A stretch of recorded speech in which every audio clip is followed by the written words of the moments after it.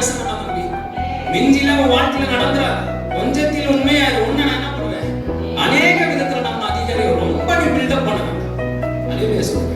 ஒரு சில விசுவாசிகளை பாத்தீங்கன்னா பாத்துருக்கீங்க, பார்த்தாலே பரிசுத்தமா அப்படியே பயபக்தியா இருப்பாங்க. பார்க்கறதுக்கு நமக்கே ஆசையா இருக்கும். ஐயோ என்ன இந்த சிஸ்டர் இந்த பிரதர் எப்படி இருக்காங்க, வீட்டுல போய் பார்த்தாதான் தெரியும், அக்கம் பக்கத்துல கேட்டாதான் தெரியும் நம்ம பேசுற அந்நிய பாஷை. அல்லேலூயா அல்லேலூயா சொல்லுங்க. இங்க வந்தா இங்க வந்து அந்நிய பாஷை பேசுது, வேற சாத்தான் அங்க போனா அங்க என்ன பண்ணுது, புதுசா ஒரு அந்நிய பாஷை பேசுது. ஆமென் சொல்லுங்க. ஆண்டவர் வாசம் பண்றாரா இருதயத்துல? வாய்ப்பு பிசாசு வாசம். அல்லேலூயா சொல்லுங்க. ஒருவேளை ஆண்டவர் உங்களுக்குள்ள வாசம் பண்றாருன்னா ஆவியானவர் உங்களை வழி நடத்தணும், ஆவியானவர் உங்க இடத்துல பேசணும், ஆவியானவர் உங்களை என்ன பண்ணுவார், கைட் பண்ணுவார். அதுதானே உண்மை.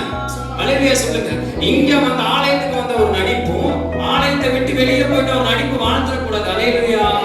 வெள்ளையடிக்கப்பட்ட கல்லறையை போல நம்ம வாழ்க்கை இருந்துடக்கூடாது.